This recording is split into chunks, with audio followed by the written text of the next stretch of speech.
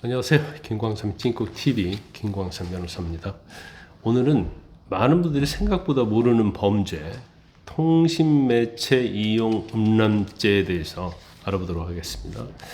우리가 카톡으로 농담했는데요.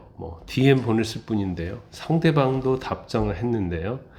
이제 실제 이런 주장들이 이제 상담할 때랄지 아니면 수사기관에서 자주 나오는 이야기입니다.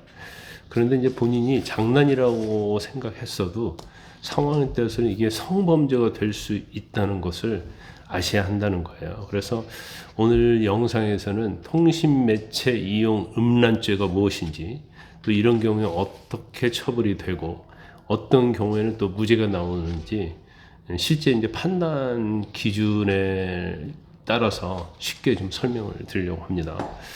일단 통신매체 이용 음란죄 법 조문부터 한번 보면 전화랄지 문자, 카카오톡, SNS 메시지 이런 걸 우리가 통신수단이라고 하잖아요.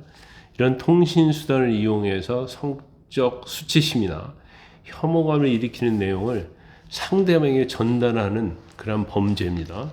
그런데 이제 중요한 것은 단순히 음란한 표현이 있었다고 해서 무조건 처벌되는 것은 아니라는 점이에요. 그래서 처벌하는 데 있어서 법원은 크게 두 가지로 보는데, 이제 첫 번째는 상대방에게 성적 수치심이나 혐오감을 주는 내용인지, 둘째는 행위자가 자신의 어떤 성적 욕망을 만족시킬 목적이 있었는지, 이 두 가지를 이제 핵심적으로 봅니다. 그런데 사람들이 가장 많이 오해하는 부분이 있죠. 이런 질문을 가끔 해요. 욕설은 했는데 성적인 말은 아니었어요. 욕설을 했는데 성적인 말이 아니면 통신매체 이용 음란죄가 아닐 가능성이 높고요. 반대로 성적 표현이 포함되어 있었다고 하면 이제 문제가 될 수 있습니다. 그런데 또 한 가지, 상대방이 차단을 안 했는데요. 이것도 자주 주장하는 내용이거든요. 그러니까 나는 음란한 그런 메시지를 보냈는데 상대방이 차단 안 했으니까 상대방이 동의한 것이 아니냐, 이런 것 같아요. 그런데 차단을 했는지 여부는 범죄 성립과는 전혀 관련이 없습니다. 즉 상대방이 즉시 거부 의사를 표시하지 않았다고 해서 범죄가 안 되는 것은 아니다라는 거죠. 그리고 법원은 전체 대화의 내용과 그 경위를 종합적으로 판단해서 유무죄를 판단합니다. 예를 들어서 SNS를 통해서 처음 알게 된 사람이에요. 문자랄지 카톡이랄지. 근데 반복적으로 성적 표현이 담긴 메시지를 보냅니다. 상대방은 불쾌감을 표시하면서 경찰에 신고했다. 이 경우에는 당연히 통신매체 음란 이용죄가 되겠죠. 통신매체 이용 음란죄. 하지만 연인 관계랄지 아니면 이제 상호 동의가 된 대화 중에 서로 주고받는 대화라면 또 판단이 달라질 수 있다는 거예요. 다만 연인 관계랄지 동의가 있었다고 해서 무조건 괜찮다, 죄가 안 된다는 건 아니에요.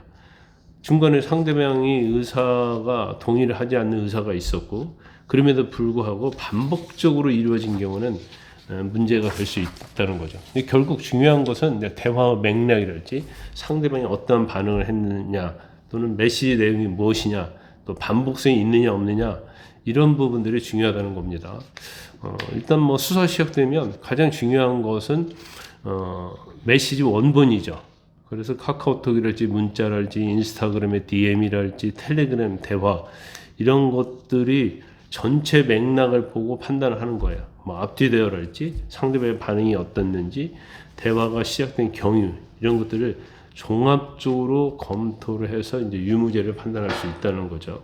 그래서 여러분들이 꼭 알아야 할 중요한 점은, 최근에 온라인 소통이 굉장히 많아지고 있잖아요. 그래서 통신매체 이용 음란죄도 사건이 굉장히 많이 늘고 있다.